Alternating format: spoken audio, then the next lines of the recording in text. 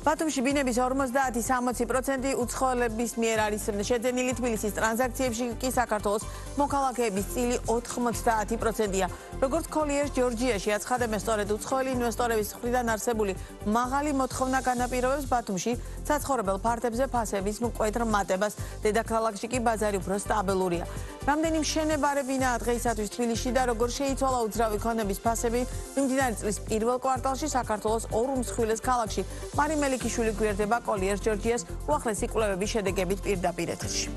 გამარჯობა მაია, მივესალმები ჩვენს მაყურებელს, ვიდრე საფასო პოლიტიკას შევეხებით, გეტყვით, რომ უძრავი ქონების ბაზრის მოთამაშეები 2026 წლის პირველ კვარტალს წარმატებულად აფასებენ და ამბობენ, რომ წინა წლის იანვარ-მარტთან შედარებით ტრანზაქციებში ზრდა შეინიშნება უძრავი ქონების მიმართულებით ორივე უმსხვილეს ქალაქში. ცხადია, საუბარია თბილისსა და ბათუმზე. დარგის წარმომადგენლების განმარტებით, წინა წლის ანალოგიურ პერიოდში ქვეყანაში მიმდინარე პოლიტიკური მოვლენების კვალდაკვალ ბინების გაყიდვები შემცირებული იყო, წელს კი ეს დინამიკა გამოსწორებულია, რაც შეეხება ახლო აღმოსავლეთში მიმდინარე ომის გავლენას.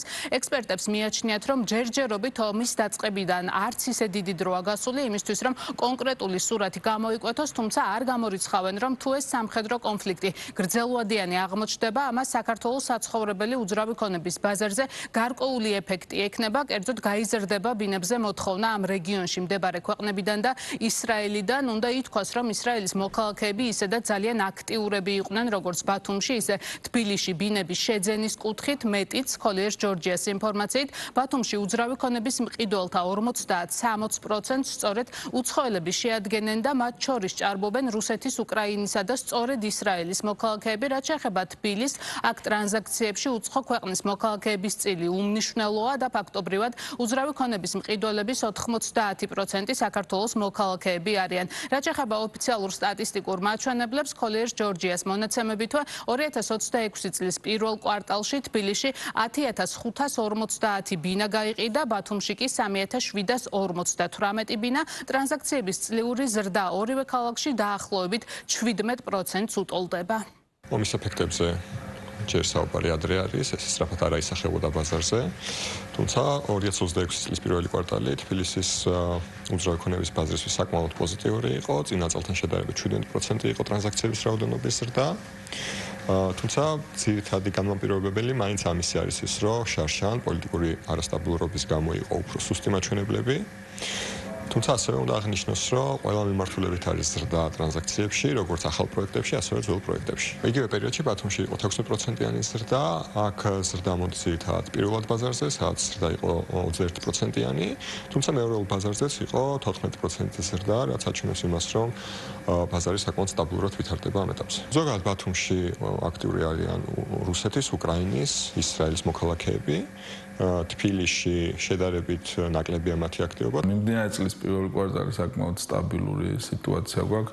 გასულ წელს თუ შევადარებთ, კიდევ უფრო კარგი მდგომარეობა, იმიტომ რომ გასული წლის პირველი კვარტალი არ იყო ისეთი, ასე ვთქვათ, სტაბილური. იანვარი საერთოდ ტრანზაქციები არ იყო, თებერვლიდან აღდგენა დაიწყო ბაზარმა და შესაბამისად, როცა მიმდინარე წელს ვადარებთ, საკმაოდ კარგი სიტუაცია გვაქვს. ფასიც და ასე ვთქვათ, მოთხოვნის ნაწილი სტაბილურია. ხედავთ ხო, გლობალურად სულ ყოველთვის გარკვეული გავლენა ჩვენ ბაზარზე მოქმედებს გლობალური კონფლიქტების ფონზე.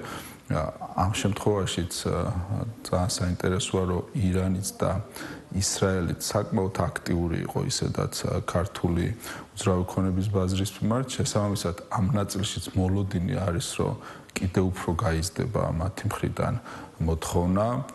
ძალიან არასასიამოვნოა, როცა ვსაუბრობთ, რომ კონფლიქტები გარკვეულ დადებით გავლენას ახდენს ქართული უძრავი ქონების ბაზარზე, მაგრამ ფაქტი არის.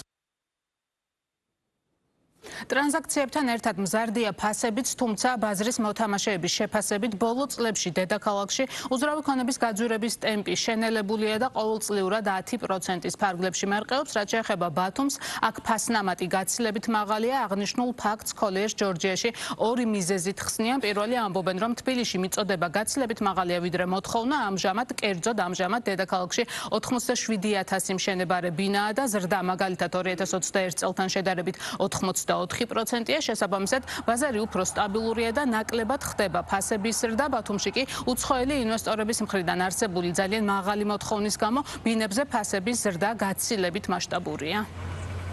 ბოლო წლებში, მასმერე რაც ასე ვთქვათ, დასტაბილურდა 22-23 წლების მერე ბაზარი შეიმჩნევა ზრდა, თუმცა წლიური 10-12%-ის ჭრილში, შესაბამისად ეს ტენდენცია მიმდინარე წელსაც გრძელდება. პირველ კვარტალში თბილისში ახალი პროექტების მეურვეულ ბაზარზე ფასების ზრდა იყო 5.5%, რაც მცირედით ჩამორჩება წინა წლის პერიოდებს.